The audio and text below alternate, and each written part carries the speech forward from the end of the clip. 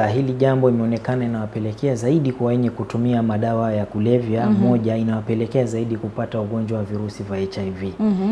Kupitia virusi vya HIV inawafanya wao wanakuwa immune compromise, kinga yao ya mwili imeshuka chini na wanakuwa rahisi sana katika kupata maradhi kama haya. Kulingana ni vipi huu ugonjwa, tumeona umeenea sana, umesambaa katika jamii.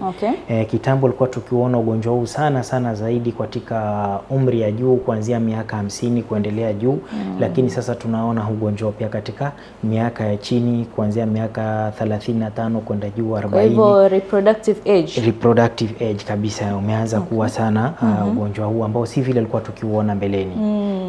Na ni ugonjwa ambao unatibika.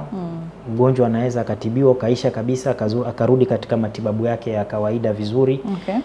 That's why tunataka ku-create ile awareness, watu wajue mambo gani wanaweza kujikinga nao, mambo gani wanaweza kufanya, mambo gani wayajue ili waweze kutafuta usaidizi kwa haraka, iweze kutibiwa, kuisha, warudi katika maisha yao ya kawaida.